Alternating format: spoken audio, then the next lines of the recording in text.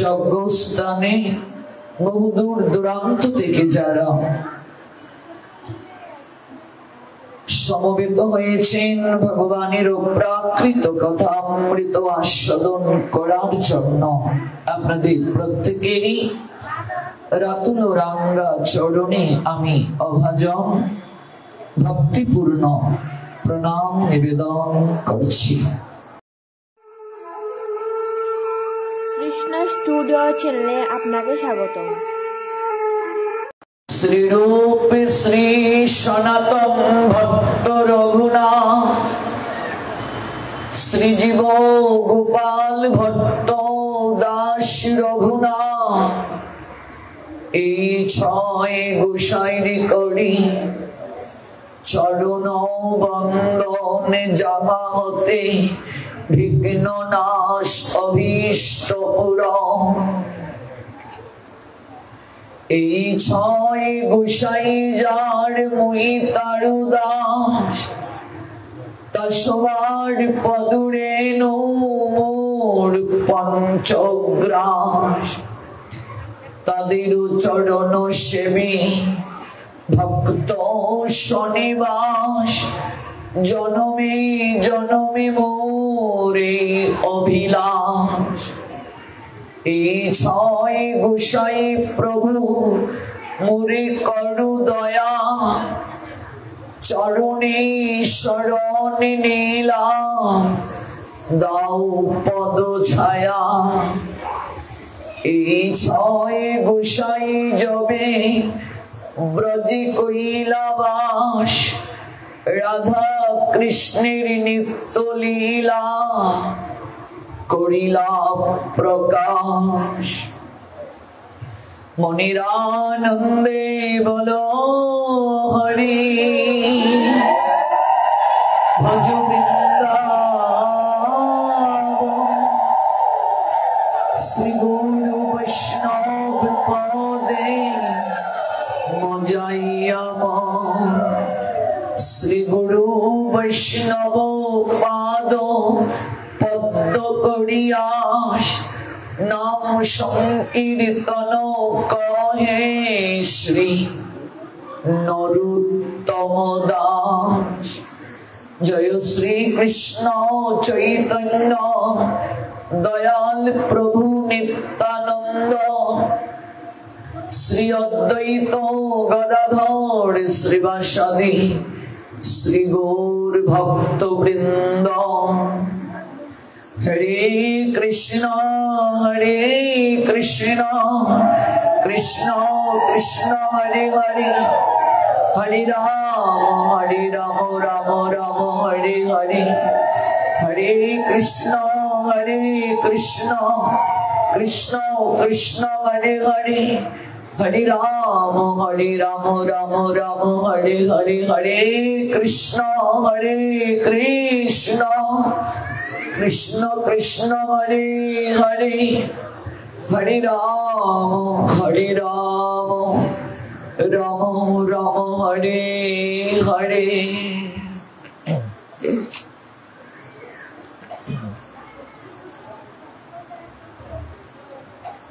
বিশ্ব শান্তি এবং সর্বজীবের মঙ্গল কামনায় শ্রী হরিপ্রিয় মধুসূদন মাসের এই পূর্ণ লগ্নে এই মহেন্দ্রক্ষণে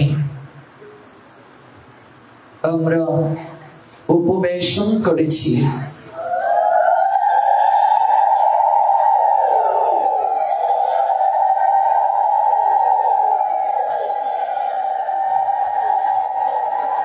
বাংলাদেশের কিশোরগঞ্জ জেলার হোসেনপুর উপজেলা স্থিত শ্রী শ্রী কুলেশ্বরী বাড়ি দেবালয় প্রাঙ্গণে 3 দিন ব্যাপী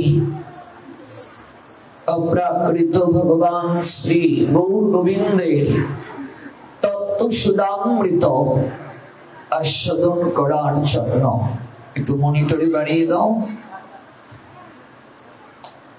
তৃতীয় দিবস ব্যাপী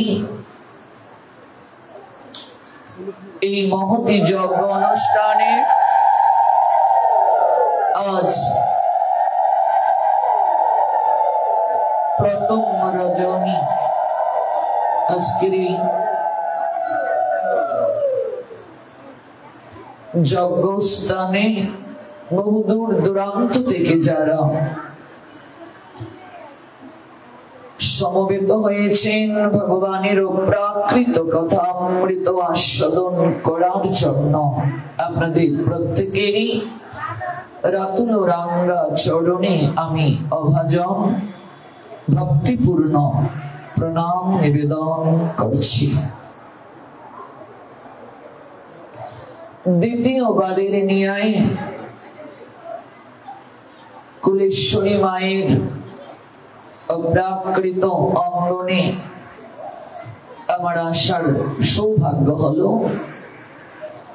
আমি এজন্য আয়োজনকারী ভক্তবৃন্দের প্রতি বিশেষ কৃতজ্ঞতা জ্ঞাপন করছি। আয়োজনকারী ভক্তবৃন্দ জয় যুক্ত হন, তাদেরই প্রয়াস উত্তরোত্তর শ্রী বৃদ্ধি প্রাপ্ত হোক। ধাপে ধাপে উন্নতির সিঁড়ি জীবনে তারা নতুন নতুন সফলতা বয়ে আনুন। দেশ জাতি তথা সমাজ সমৃদ্ধ হোক তাদেরই কর্মতৎপরতায়।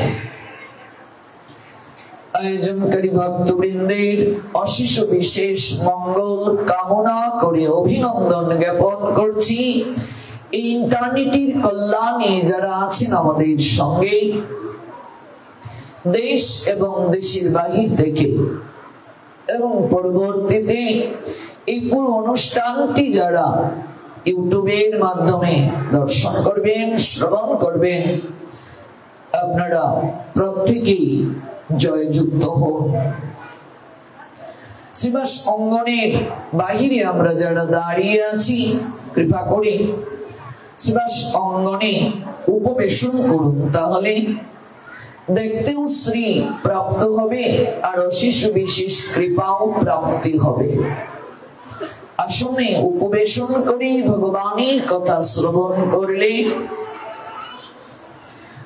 যে কৃপাটা প্রাপ্ত হয়, সেই কৃপাটা দাঁড়িয়ে শ্রবণ করলে প্রাপ্তি হয় না। মনে রাখবে মায়েরা,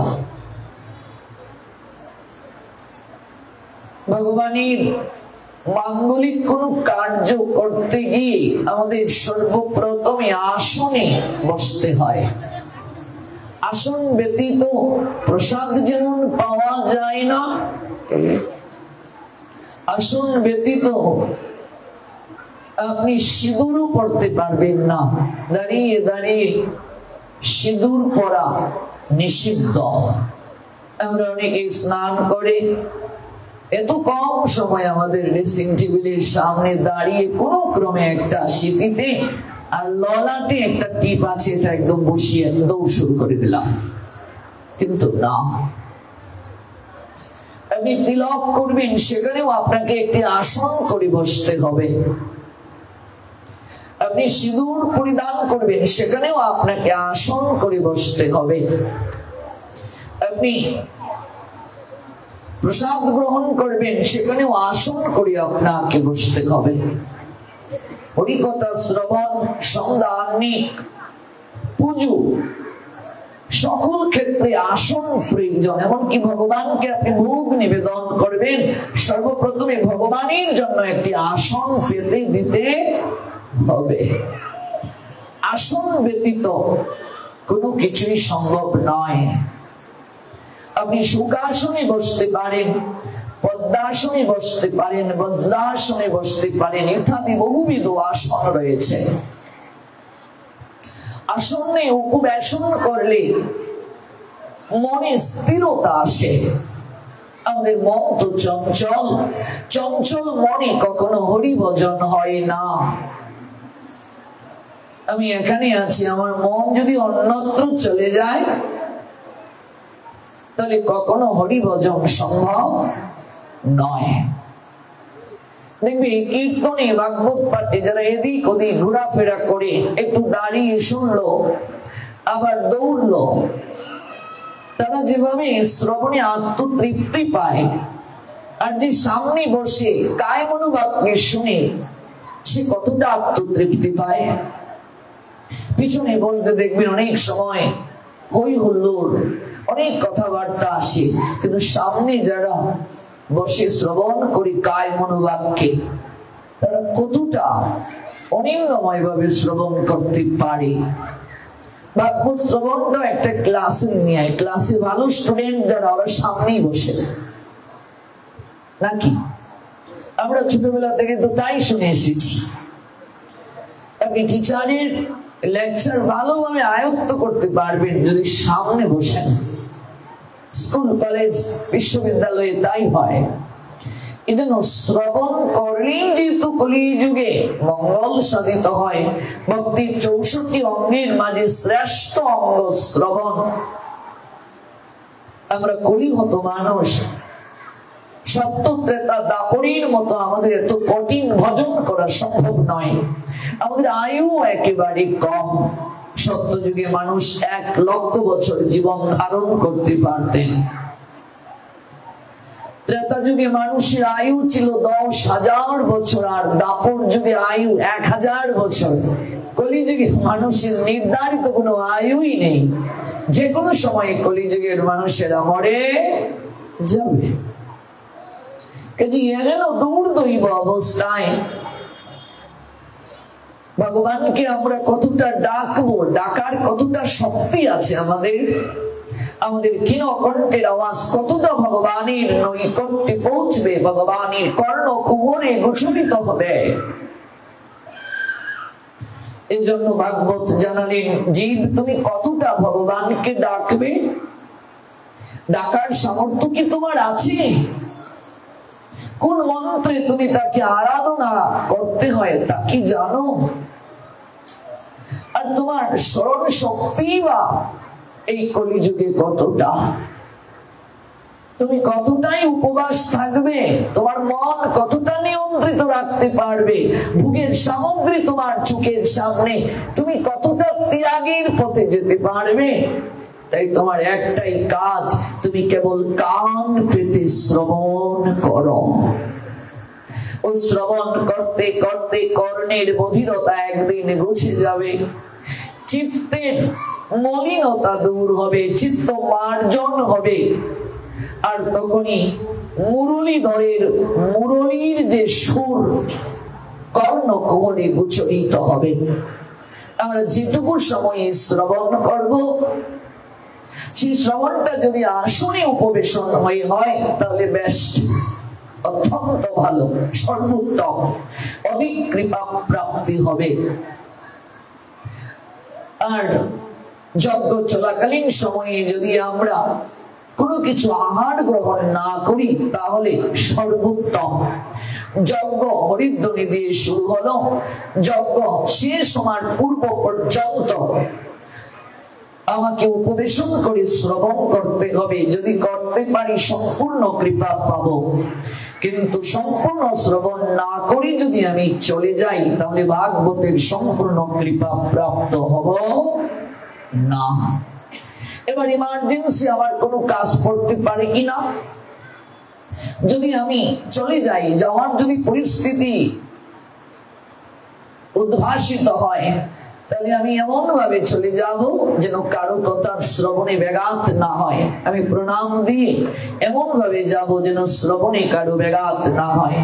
প্রণাম দিয়ে ভাগবতে বসতে হয়, যাওয়ার সময় প্রণাম দিয়ে ভাগবত থেকে যেতে হয়। কিন্তু সেই প্রণামটা যেন ডিজিটাল প্রণাম না হয়। আজকাল এইভাবে প্রণাম হয়, শ্বশুর শাশুড়িকে এইভাবে প্রণাম দেয়, গুরু বৈষ্ণবকেও এসে অনেকে এইভাবে প্রণাম দেয়। এটা দুঃখজনক আমাদের জীবনে, এটা দুর্ভাগ্যজনক আমাদের জীবনে। কাজে প্রণামটা যেন অন্তত শাস্ত্রীয় নিয়মে হয়, তাহলেই আমাদের মঙ্গল হবে। বিষ্ণু স্মৃতি আমাদেরকে এক অপূর্ব তত্ত্ব প্রদান করলেন। जन्म प्रवृत्ति यात किंचित पुमान बई धर्ममाचरेत सर्वं तन्निष्फलं याति एक हस्त अभिवादनात्। यदि केउ एक हाथ के काजेर अजुहात दिए किंबा अलसतार बशवर्ती हये लुकिये रेखे एक हाथे सनातन धर्मेर कोनो अनुसारी प्रणाम निवेदन करे तबे तार जन्मार्जित भगवान विष्णु बोलছেন सकल पुण्य नष्ट हये जाबे। जन्म प्रवृत्ति यात किंचित पुमान बई धर्ममाचरेत सर्वं तन्निष्फलं याति एक हस्त अभिवादनात्। विष्णु स्मृतिते भगवान विष्णु बोलছেন केउ यदि एक हाथ काजेर अजुहात दिए अलसतार बशवर्ती हये प्रसारित ना करे प्रणाम निवेदन करे तार जन्म संचित पुण्य नष्ट हबे। अपनी मोबाइले भिडियो कले कथा बोलছেন আপনি যদি বলেন নমস্কার একাতে মোবাইল ধরে নমস্কার তাতেও আপনার অপরাধ হবে। মানুষে নমস্কার দিন কিন্তু আপনি এক হাতে কেন দেবেন নমস্কার তাতেও নমস্কার পৌঁছে গেল। আপনি মানুষে প্রণাম দিন প্রণাম प्रणाम करते गিয়ে আরেকটা প্রবণতা আমাদের চরণ ধরতে হবে নইলে প্রণাম হবে না। এটা উচিত নয়। কখনো চরণ স্পর্শ করে কাউকে প্রণাম দিতে নেই তাহলে সেই প্রণাম ভগবানের কাছে পৌঁছবে না। এইজন্য দূর থেকে প্রণাম নিবেদন করলেও প্রণামের কৃপা প্রাপ্তি হয় কিন্তু এক হাতে কখনো প্রণাম নিবেদন করা যাবে না। ভগবান আমাকে আপনাকে দুটো হাত প্রদান করলেন সচল আছি ভগবানের নৈকট্যে আমি নিবেদন জানাবো। যদি এই জায়গায় লজ্জা এই জায়গায় যদি অজুহাত এই জায়গায় যদি কৃপণতা থাকে আজ শরীরে শক্তি আছে এমন একদিন সময় আসবে মন চাইলেও আমি আর এই দুটো হাত তুলতে পারবো না। আসনে উপবেশন করতে পারবো না মন চাইলেও বসতে পারবো না। দেখবে বয়স যখন হয়ে যাবে নিচে বসতে পারে না নুইতে পারে না প্রণাম দিতে পারে না উঁচু জায়গায় বসতে হয় কেন? জীবন দশায় একটা দিন গিয়ে ভগবানের নৈকট্যে বসতে পারলে না একটু আসন করে বসতে পারলে না ভগবানকে একটু নিজের আকুতি জানাতে পারলে না। আজ ইচ্ছে হয় কিন্তু শরীর তোমায় সমর্থন দিচ্ছে না। এটা কি দুর্ভাগ্য নয়? এটা কি অপরাধ নয়? এইজন্য সময় থাকতে ভক্তের সঙ্গ ধরো। সময় থাকতে সময় ফুরিয়ে গেলে কিচ্ছু হবে না সময় গেলে সাধন হয় না। এইজন্য আসনটা খুবই প্রয়োজন। গুরু বৈষ্ণব কখনো আসন ব্যতীত বসবেন না। গুরু বৈষ্ণব আপনার গৃহে গেলেন তাকে আসনে আপনাকে বসতে দিতে হবে কারণ একটা শ্লোক আছে ব্রাহ্মণস্য উদম শঙ্কম শালিগ্রামম চ পুস্তকম বসুন্ধরা ন সুহিতে কামিনী কুচ্ছমর্ধন। ব্রাহ্মণের পশ্চাৎ অংশ যিনি ব্রাহ্মণ পূজারী যিনি সাধু বৈষ্ণব যিনি তিনি কখনো আসন ছাড়া মাটিতে বসবে না। তার পশ্চাৎ অংশ বসুন্ধরা মা সহ্য করতে পারেন না। তারপর বলছেন শঙ্খকে কখনো ত্রিপদী ছাড়া মাটিতে রাখতে নেই বসুন্ধরা সহ্য করতে পারেন না। শালগ্রাম শিলা কখনো আসন ছাড়া রাখতে নেই। ব্রাহ্মণস্য গুদম শঙ্কম শালিগ্রামম চ পুস্তকম বসুন্ধরা ন সহিতে কামিনী কুচ্ছমর্দনম। ধর্ম সিন্ধু নামক গ্রন্থে এই শ্লোকটি লিপিবদ্ধ আছে প্রদান করেছেন। শ্লোকটি কি? ব্রাহ্মণস্য গুদম শঙ্কম শালিগ্রামম চ পুস্তকম বসুন্ধরা ন সহিতে কামিনী কুচ্ছমর্দনম। মা বসুন্ধরা তিনি আমাদের মা বসুন্ধরা অর্থাৎ পৃথিবী। পৃথিবী আমাদের মা। পৃথিবী সব সহ্য করতে পারেন, কিন্তু অসুরের বিষাক্ত নিঃশ্বাসকে পৃথিবী সহ্য করতে পারেন না। পৃথিবী আমাদের সহিষ্ণু হওয়ার শিক্ষা প্রদান করেন, ধৈর্যশীলা হওয়ার শিক্ষা প্রদান করেন। আমরা কত খোরাখুরি করছি, পৃথিবী ভার বহন করছেন আমাদের। পৃথিবী সকল কিছুর ভার বহন করতে পারেন, কিন্তু পৃথিবী অধর্মের ভারকে সহ্য করতে পারেন না।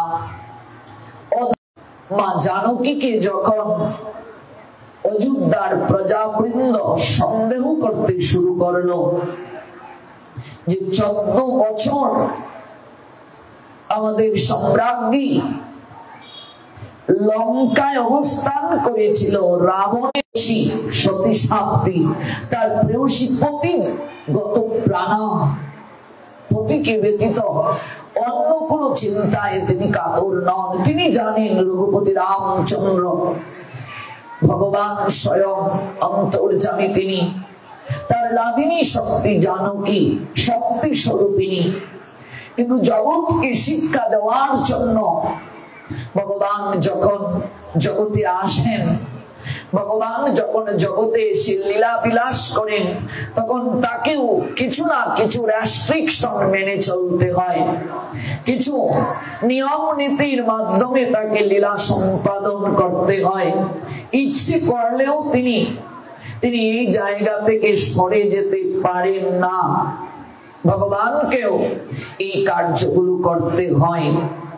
এই জন্যই ভগবান বলছেন, যদিও আমি জন্মরহিত, আমার চিন্ময় দেহ যদিও আমি অব্যয়, এবং যদিও আমি সর্বভূতের ঈশ্বর, তবু আমার অন্তরঙ্গা শক্তিকে আশ্রয় করে আমি চিন্ময় রূপে যুগে যুগে আমি জগতে অবতীর্ণ হই। কিন্তু অর্জুন মূর্খেরা আমার এই স্বরূপকে জানতে না পেরে, বুঝতে না পেরে, অবগত না হয়ে তারা আমাকে সাধারণ মনুষ্য জ্ঞান করে। মূর্খেরা আমার স্বরূপকে জানতে না পেরে, আমার স্বরূপকে বুঝতে না পেরে, আমার স্বরূপকে উপলব্ধি করতে না পেরে ওরা আমাকে সাধারণ মনুষ্য জ্ঞান করে। আমি জন্মরহিত, আমার জন্ম নেই, জগৎ সংসারে আমার কর্ম নেই, আমি যোগমায়াকে আশ্রয় করে জগৎ সংসার প্রতিপালন করি। অজ অপি সন অব্যয় আত্মা ভূতানাম ঈশ্বর অপি সন প্রকৃতিম সুয়াম অধিষ্ঠায় সম্ভাবি আত্মমায়য়া। চতুর্থ অধ্যায় জ্ঞান যোগ, সেখানে ভগবান 6 নং শ্লোকে এই কথাটা বললেন, আমি সর্বভূতের ঈশ্বর, আমার দেহটা চিন্ময়, আমি অন্তরঙ্গা শক্তিকে আশ্রয় করে চিন্ময় রূপে আমি যুগে যুগে অবতীর্ণ হই। কিন্তু অর্জুন মূর্খেরা আমাকে সাধারণ মনুষ্য জ্ঞান করে। তাই ভগবান যখন আসেন, তিনি তার ভগবত্তাকে প্রদর্শন সর্বত্র করতে পারেন না। এখানেও একটা সীমাবদ্ধতা রয়েছে। ভগবান কেন করেন না সর্বত্র? রঘুপতি রামচন্দ্র কেন বানর সেনাদেরকে সঙ্গে নিয়ে তাকে সেতু বন্ধন করতে হয়েছিল? যার নামকে উচ্চারণ করে হনুমান সমুদ্র পর্যন্ত লঙ্ঘন করতে পারেন, পর্বত পর্যন্ত যার নাম উচ্চারণ করে তালুতে নিয়ে আসতে পারেন, যার নাম উচ্চারণ করে সূর্যকে কর্ণের ভেতরে প্রবেশ করিয়ে দিতে পারেন, যার নামে পাষাণ ভেসে যায়, শিলা জলের মাঝে ভেসে উঠে, যার নামের এত শক্তি, সে ভগবানকে ইচ্ছে করলে সেতু যদি বলতেন সেতু হয়ে যাক সমুদ্রের মাঝে, সেটি কি সম্ভব হতো না? নিশ্চিত হতো। তাহলে ভগবানের এই সবাইকে নিয়ে এই সেতু বন্ধন করার পশ্চাতে প্রয়োজনটা কি ছিল, কারণটা কি ছিল? মানুষ যদি ভজন না করে এই তত্ত্ব বুঝবে না। মাঝে মাঝে অবাক হই, আমি নাম বলবো না, কোন এক সংগঠনের আচার্য তিনি বললেন রামচন্দ্র যদি বলতেন সুমন্ত্র সেতু হয়ে যেত। যিনি তার স্ত্রীকে উদ্ধার করার জন্য সবার সহযোগিতা নেন, তিনি আমাদের কি করে উদ্ধার করবেন? ভাবা যায়, কল্পনা করা যায়, অনুভব করা যায়? বলেই বলি সৎসঙ্গের এক আচার্য তিনি এটা ক্লাস দিচ্ছেন, ভাবা যায়, অনুভব করা যায়? বলুন তো, এটা ভজন ব্যতীত বোঝা যাবে না, এটা সাধন ব্যতীত বোঝা যাবে না। এটা বুঝতে গেলে সাধনা প্রয়োজন, এটি বুঝতে গেলে ভজন প্রয়োজন। সাধনা ছাড়া, ভজন ছাড়া এটি অনুভব করা সম্ভব নয়। ভগবান যখন জগতে আসেন তখন তিনি এই যে কর্ম সম্পাদন করেন, এর মাঝে যে আনন্দ, এই আনন্দটা ভগবান গ্রহণ করেন। লীলার মাঝে যে অপরিসীম আনন্দ রয়েছে, এই আনন্দটা ভগবান গ্রহণ করেন। ওই আনন্দ প্রাপ্তির জন্য আনন্দময় উপর থেকে করুণা করে নিচে নেমে আসেন। এই লীলার মাঝে পরম আনন্দ রয়েছে। ওই আনন্দের জন্য, আনন্দ প্রাপ্তির হেতুতে আনন্দময়কে উপর থেকে নিচে করুণা করে নেমে আসতে হয়। কিন্তু তার এই নেমে আসাটা, তার এই জগতে আসাটা সাধারণ মনুষ্যের মতো নয়, এটা দিব্য। এই জন্য তিনি বললেন জন্ম কর্ম চমে এবং দিব্যম এবং, এর আগের শব্দটা বলে দিলেন দিব্য, দিব্যম এবং। এটি তত্ত্বগত ভাবে জানো, জন্ম কর্ম চমে দিব্যম এবং। দেখুন শব্দটা কিন্তু দিব্য, এটা সাধারণ মানুষের মতো নয়। ইয়া ব্যক্তি তত্ত্বত ত্যক্তা দেহম পুনর্জন্ম নয়েতি মামেতি সর্জুন। তত্ত্বগত ভাবে জানলেই তোমার আসা যাওয়া পরিত্রাণ হবে। One who knows the transcendental nature of my appearance and activities does not upon loving this body take his part again in this material world by eternal ever origin saying Almighty Creator Krishna Srimad Bhagavad Gita 4th chapter Gyani 9 verse। তত্ত্বগত ভাবে জানো। কোন প্রসঙ্গ থেকে আমরা এত দূর গেলাম যে ভগবান জি জগৎ সংসারে আসেন, ভগবান জি জগৎ সংসারে লীলা বিলাস করেন, কর্ম সম্পাদন করেন। তিনি যে ভগবান, ওই আনন্দ গ্রহণ করতে গিয়ে, ভক্তের নিকট থেকে রস আস্বাদন করতে গিয়ে তিনি সেটা ভুলে যান। আর একটু সরল ভাবে বলি, মনে করুন কোন জজ সাহেব তিনি গৃহে অবস্থান করছেন, তার আদরের বাচ্চাটা বলছে বাবা তুমি একটু ঘোরা হও তো, আমি তোমার পিঠে চড়বো।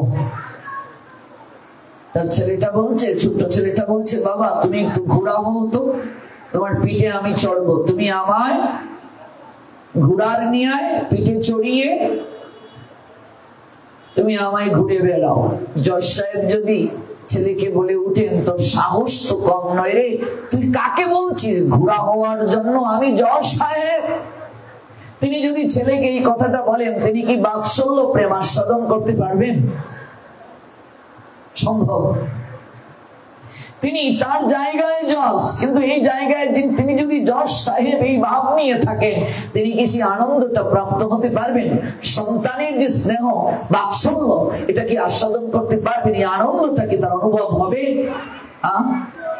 সব জায়গায় তার সম্মান আছে, কিন্তু তার মা এসে বলছে খোকা এত খাটাখাটি তুই করছিস, সারাক্ষণ তুই এত খাটাখাটি করছিস, সারাক্ষণ তোর আইনের বই পড়তে হয়, একটু বন্ধ করে রাখ, এত মোবাইলে কল আসছে, মোবাইলটা বন্ধ করে রাখ, 2 ঘন্টা ঘুমা, শরীরটা একেবারে ক্ষীণ হয়ে যাচ্ছে। চিৎকার করে শাসন করে মা বলছেন দরজা লাগিয়ে ঘুমা, নতু আমি বকুনি দেবো। যদি বলে মা তুমি আমায় শাসন করছো, তুমি আমায় শাসন করছো, আমি জজ সাহেব, এই জায়গায় এটা খাটবে? প্রেয়সী ধমক দিয়ে বলছে, সারাক্ষণ শুধু তোমার কোর্ট, সারাক্ষণ তোমার আদালত আর বাড়ি, আমি যে আছি আমার দিকে তোমার একটু নজর নেই। ধমক দিয়ে বলছে, রাজা করিতেছে রাজ্য শাসন, রাজারে শাসিছে রানী, রানীর দরদে ধুইয়ে গিয়েছে রাজ্যের যত গ্লানি। এবার জোসেফ যদি বলে, আমার একটা স্বাক্ষরে মানুষের জীবন যায় আবার জীবন আসে, আর তুমি আমায় শাসন করছো, তাহলে প্রেয়সীর যে প্রীতি, প্রেয়সীর যে মধুর রস, এই মধুর রসটা কি আস্বাদন করতে পারবে? তাহলে ভগবান যদি তার ভগবত্তা নিয়ে সব সময় থাকেন, ভগবান মানে অনেক দূরের কেহ, তাহলে ভগবান এই আনন্দটা অনুভব করতে পারবেন? এই জন্যই চৈতন্য চরিতামৃতে ছিল কৃষ্ণদাস কবিরাজ গোস্বামী পাদ জানালেন এই তত্ত্ব, জগৎজীবকে জানালেন আমার গৌর হরি, যে ভগবান চান যশোদার মতো কেউ আমায় শাসন করুক, এটা আমার আনন্দ। কেবল আমি জড়ো সড়ো হয়ে এক জায়গায় দাঁড়িয়ে থাকবো, একটু ঘন্টা নাড়বে কেউ, একটু মন্ত্র বলবে কেউ, আর আমাকে আহার দিয়ে উপরে একটা তুলসী পত্র দেবে, আমি এগুলোতে আনন্দ বেশি পাই না গো, এগুলোর মাঝে আমার পরম আনন্দ নাই। আমি চাই যশোদার মতো কেউ আমাকে একটু শাসন করুক, মাতা মুড়ে পুত্র ভেবে করে গো বন্ধন, কবিরাজ গোস্বামী পাদের ভাষায়। আমি জানি না আমার আলোচনাটা একটু কঠিন হয়ে যাচ্ছে কিনা। সখাগণ করে মোর স্কন্ধে আরোহণ, তিনি চান ব্রজের সখাদের মতো কেউ আমার কাঁধে চড়ুক, কেউ আমায় বলুক, কানাই আমার একটু কাঁধে চড়াতো কানাই। সখাগণ করে মোর স্কন্ধে আরোহণ, বলে তুমি কোন বড় লোক, তুমি আমি সম। সখাগণ করে মোর স্কন্ধে আরোহণ, বলে তুমি কোন বড় লোক, তুমি আমি সম। তুমি কোথাকার বড় লোক? তুমি আমি সমান, তুমিও রাখাল আমিও রাখাল, ও কানাই একটু কাঁধে চড়াও, কেউ আমাকে বলুক, আমাকে এইভাবে ফল কিছুটা খেয়ে পরক করে একটু ফলটা আমার মুখে তুলে দেন, আমার এটা খুব আনন্দ হয়, আমার এটা খুব ভালো লাগে। আমি এই জড়ো সড়ো হয়ে আমি এইভাবে থাকতে পছন্দ করি না।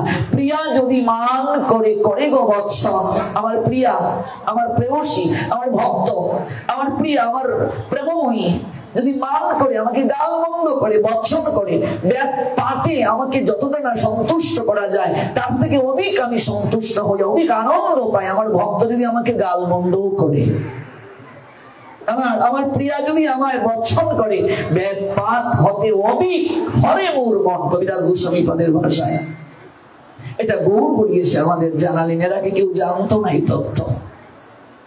মানুষ জানতো ভগবান দূরের কেহ, গৌর হরি এসে জানালেন ভগবান দূরের নয় গো, ভগবান তোমার একেবারে কাছের জন, তোমার অন্তরে আছেন তিনি, আমার হৃদয় মাঝে তিনি আছেন। রবি ঠাকুরের ভাষায়, আমার হিয়ার মাঝে লুকিয়েছিলে, দেখতে আমি পাইনি, আমি দেখতে পাইনি, আমি বাহির পানে চোখ মেলিলাম, আমার হৃদয় পানেই যে তুমি আছো আমি একটিবারও অনুভব করলাম না। বাড়ির পাশে আরশি নগর, সেটা একজন পড়শি বাস করে, আমি একদিনও না দেখিলাম তাহারে।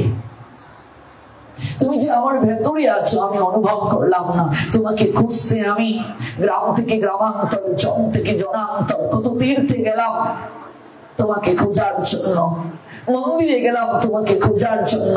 প্রভু তুমি যে আমার ভেতরে আছো, তুমি যে আমার অন্তরে আছো, তুমি যে আমার নিকটের জন, তুমি যে আমায় জীবিত রেখেছো, তোমার অংশ আছে বলে আমি যে আজ সাড়া দিচ্ছি, আমার অনুভব আছে, আমার ইমোশন আছে। তুমি চলে গেলে যে আমি মৃত, আমার এই দেহের কোনো মূল্য নেই, আমি একটিবার অনুভব করতে পারলাম না। কবে আমার এই অনুভব হবে? ভাগবতে দেখবেন চিত্রকেতু কত আরাধনায় সন্তান প্রাপ্ত হলো, কত আরাধনায় একাধিক স্ত্রী গ্রহণ করেও তার সন্তান হয় নাই, কত আরাধনা করে তার পুত্র প্রাপ্তি হলো। পুত্র প্রাপ্তির পর ছোট রানীর প্রতি রাজার একটু স্নেহটা বেড়ে গেল, মমতা একটু প্রীতিটা বর্ধিত হয়ে গেল, যার হেতুতে বাকি রানীগণ সতীনেরা হিংসে করছে যে মহারাজ আমাদের থেকে এখন রাজকুমারের মা ছোট রানীকেই বেশি ভালোবাসছে, তাই সবাই যুক্তি করে বিষ খাইয়ে ছেলেটাকে হত্যা করলো।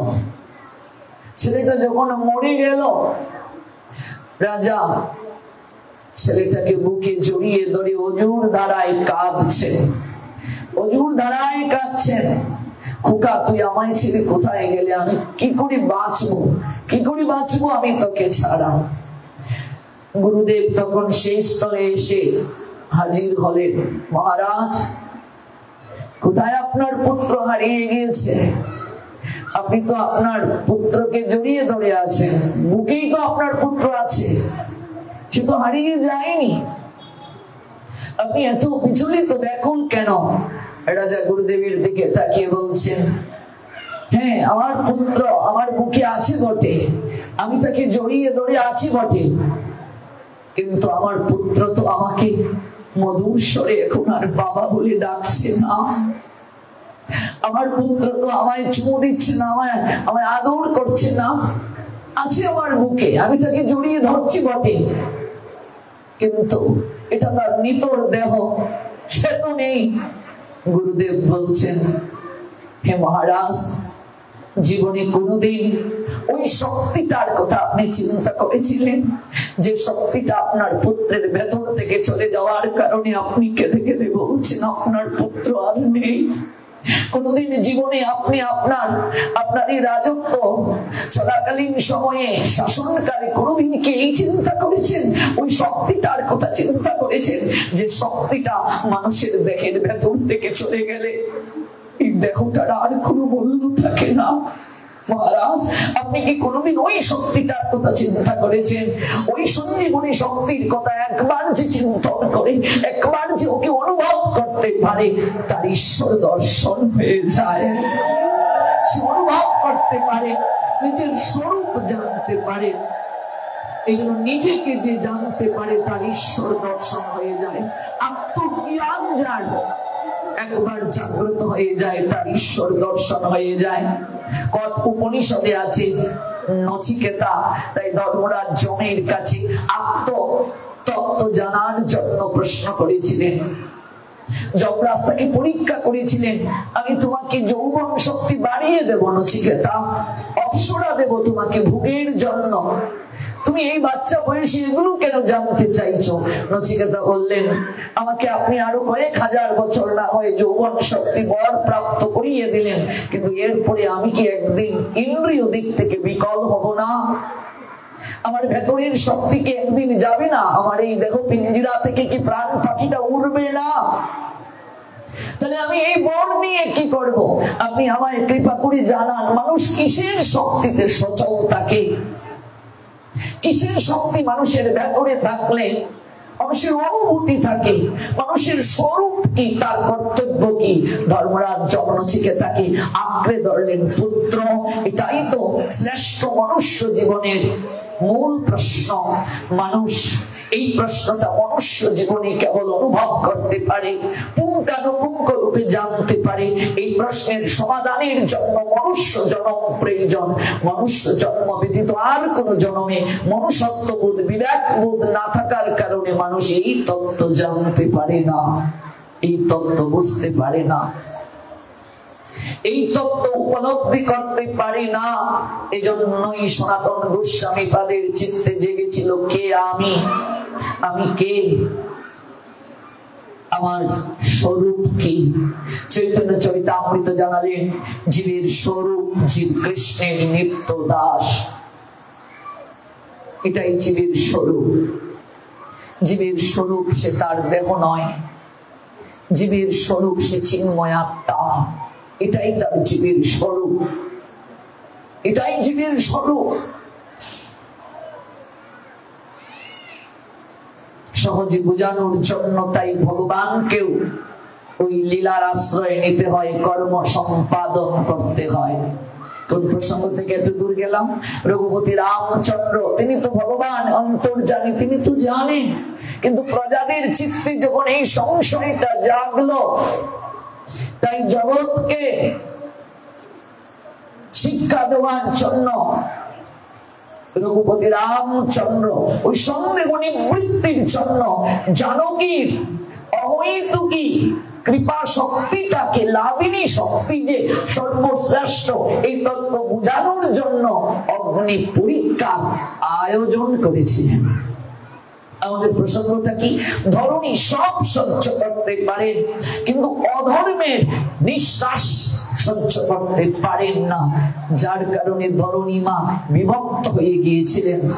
সহ্য করতে পারেন নাই এই অবিচার, এই অনাচার সহ্য করতে পারেন নাই। ধরনী দ্বিধা হয়ে জানকীকে সাদর সম্ভাষণ জানিয়ে বললেন, দেবী কৃপা করে প্রবেশ করো। মা জানকী ওই ধরনী বিভক্তিকরণ হওয়ার পর ভেতরে প্রবেশ করলেন। মা তুমি আমায় কৃপা করে আশ্রয় দান করো। মা জানকী প্রেমার ভক্তি দেবী, মনে রাখবে। জ্ঞান কর্ম প্রয়োজন আছে। কর্ম জ্ঞান শ্রীমদ ভগবত গীতার 3টি শতকের মাঝে 2টো শতক, কিন্তু কর্ম আর জ্ঞান দ্বারাও ভগবান প্রাপ্তি হয় না। কর্ম জ্ঞানের মাঝে যদি ভক্তি মিশ্রিত না থাকে, প্রেম মিশ্রিত না থাকে, প্রেম ভক্তি বাড়ি যদি মিশানো না থাকে, তাহলে মনে করবে, মনে রাখবে, মানুষ দাম্ভিক হয়ে যাবে, শুষ্ক হয়ে যাবে মানুষের হৃদয়িক বৃত্তি। এই জন্য জনক ঋষি, শুধু ঋষি নয়, রাজা হয়ে তিনি ঋষি, তাই তার নাম রাজর্ষি। জনকের পূর্বে বিশেষণ রাজর্ষি। তিনি নারদের নৈকট্যে নিবেদন জানিয়েছিলেন। চারিদিকে হাহাকার, এক বিন্দু বৃষ্টি নেই, ফেটে গেছে মাঠ ঘাট, চৌচির হয়ে গিয়েছে, ফসল উৎপাদিত হচ্ছে না, দুর্ভিক্ষ। এর জন্য আমি হয়তো দায়ী। একবার কৃপা করে বলুন, কি করলে এই দুর্দশা দূর হবে? জনক তুমি তো সব জানো, তোমাকে নতুন করে কি বলবো? জ্ঞান কর্মে টইটুম্বুর তুমি, কিন্তু মনে রাখবে, প্রেম ভক্তি যদি না থাকে তাহলে মরুভূমির ন্যায় শুষ্কতা। নিজের হাতে তাই জনক লাঙ্গল হাতে নিয়ে যখন ভূমিতে কর্ষণ করলেন, সেখানে মা জানকী ওই ভূমি থেকে আবির্ভূত হলেন। মা জানকীকে কুলে নিয়ে যখন একটিবার তাকালেন জনক, সঙ্গে সঙ্গে গগন থেকে বৃষ্টির বাড়ি নামতে শুরু করলো। বুঝালেন রামায়ণ, কর্ম আর জ্ঞান তার সঙ্গে ভক্তি যখন মিশ্রিত হবে তখনই প্রেম বাড়ি বর্ষিত হয়, তার আগে নয়। কর্ম জ্ঞান তার সঙ্গে ভক্তির যখন সমন্বয় হয় তখনই প্রেম বাড়ি বর্ষিত হয়, তার আগে নয়ন বাড়ি কোনোদিন বর্ষিত হয় না, সম্ভব নয়। জানকীকে যখন খুলে তুলে নিলেন, গগন পানে তাকালেন, সঙ্গে সঙ্গে প্রেম বাড়ি বর্ষিত হতে শুরু করলো। সঙ্গে সঙ্গে প্রেম বাড়ি বর্ষিত হতে শুরু করলো। আমরা যে আরতি করি দেখবে, পঞ্চ প্রদীপে ধরি কর্পূর বাতি, ললিতা সুন্দরী করে যুগল আরতি। ভক্তিবিনোদ ঠাকুর বললেন, যুগল ভজন সখী আনুগত্য ছাড়া সম্ভব নয়। আজকাল অনেকেই তত্ত্ব জানেই না। রাধা কৃষ্ণকে আমি একটু ঘন্টা বাজালাম, অর্চন করলাম, পুষ্প দিলাম, শৃঙ্গার করালাম, আমি নৈবেদ্য দিয়ে তুলসী দিলাম, ক্লীন কৃষ্ণায় গোবিন্দায় গোপীজন বল্লভায় স্বাহা, তাতেই হয়ে গেল ভজন? না। যুগল ভজনের অধিকারী কি করে হলে? এই জড় দেহ দ্বারা ভজন হয় না। মাগো, গুরুদেব আপনাকে মানসে দীক্ষাকালে একটা শরীর দান করবেন, ওই শরীর দ্বারা ভজন, এটা গুরুদেব আপনাকে যোগ্যতা অনুসারে দেবে। সখী আনুগত্য ছাড়া ভজন হয় না। প্রেম ভক্তির মহাজন তাই বললেন, ললিতা বিশাখা আদি যত সখী বৃন্দ আজ্ঞায় করিব সেবা চরণার বৃন্দ। কার আজ্ঞায় আপনি সেবা করবেন? আপনি যুগল ভজনের অধিকার কার আজ্ঞায়? ললিতা বিশাখা আদি, এখানে আদি মানে বহু বচন। সখী আনুগত্যে আপনার একটা বয়স হবে, তখন আপনার বয়স যদি 70 হয়, কিন্তু আপনার ভজন রাজ্যে বয়সটা আলাদা, আপনার নাম আলাদা, কিন্তু এটা আপনাকে ওই জায়গায় যেতে হবে। বৈদিক ভক্তি অতিক্রম না করলে হবে না। এবার আমি বৈদিক ভক্তি অতিক্রম করি না, আমি রাগানুগা হয়ে গেলাম। হাফ প্যান্ট পরা তাকেও অনেক বাবাজি মঞ্জুরি দিয়ে দিয়েছেন, আছে বহু জায়গায়। হাফ প্যান্ট পরে বাচ্চা ছেলে, কামনা পা থেকে মাথা পর্যন্ত পর্যন্ত সে নাকি মঞ্জুরি। গোপী ভাবটা দেখানো নয়। আজকাল কিছু পুরুষ শাড়ি পরে, হাতে চুড়ি দেয়, বলছে আমি গোপী। গোপী ভাবটা এরকম নয়। গোপী একটা প্রেমময় সত্তা, পুরুষ নয়, স্ত্রী নয়, ক্লীব নয়, পুংলিঙ্গও নয় গোপী, স্ত্রীলিঙ্গও নয়, ক্লীব লিঙ্গও নয়। গোপী একটা প্রেমময় সত্তা, যার একমাত্র উদ্দেশ্য হচ্ছে কৃষ্ণ সন্তুষ্টি বিধান, আর কোনো কামনা নাই। তাই আমি পুরুষ, আমার একটা জৈবিক চাহিদা আছে, পুরুষ ভাব। আপনি নারী, এটা নারীর জৈবিক চাহিদা আছে। কিন্তু গোপী কোন ভাব তার নাই, তার একমাত্র ইচ্ছেই হলো কৃষ্ণ সন্তুষ্টি বিধান। তার শরীরটা, তার মনটা প্রেমময় সত্তা দ্বারা তৈরি, বিন্দু বিসর্গ কাম নাই। এই জন্য মহাদেবকে গোপী ভাব ধারণ করার জন্য যমুনাতে স্নান করতে হয়েছিল রাস মণ্ডপে প্রবেশের জন্য। পুরুষ অভিমান নিয়ে রাসে যাওয়া যায় না, নারী অভিমান নিয়ে রাসে যাওয়া যায় না। একমাত্র সমর্পণ, একমাত্র প্রেমময় সত্তা, এটি ছাড়া হয় না। এই জন্য গোপী ভাবটা অন্তরে বাহিরে নয়। গোপী আনুগত্যে ভজন। গোপী শব্দকে যদি আমরা অন্য অর্থে ব্যাখ্যা করি, গোপনে যিনি ভজন করেন তিনি হলেন গোপী। এই ভজনটা গোপনীয় ভজন। এই ভজনটা সর গোস্বামী পাঠগণে এসে জানালেন, নইলে কে বা জানিত, আমার ছয় গোসাই না জানালে কে বা জানিত। এই ছয় গোসাই যবে ব্রজে কইলা বাস, রাধা কৃষ্ণের নিত্য লীলা কইলা প্রকাশ। এর আগে কেউ জানতো না এই তত্ত্ব।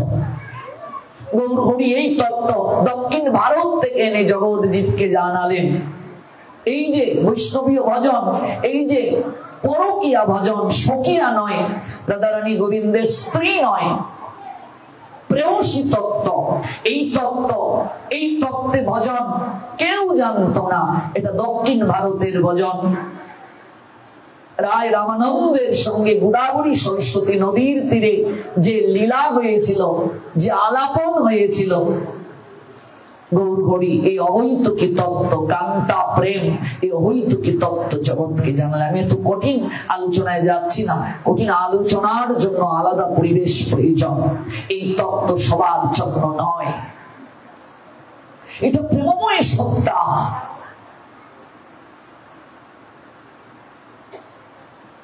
পুরো সত্তাটা প্রেম দ্বারা তৈরি। যুগল ভজনটা সখী আনুগত্য।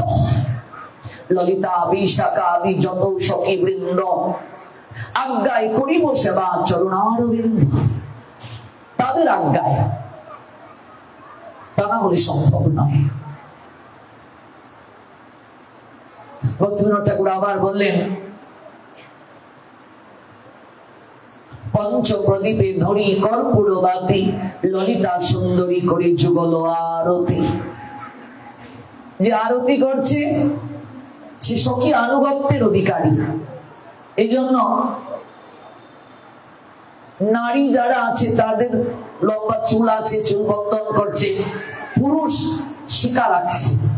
শিকার অনেক ব্যাখ্যা আছে।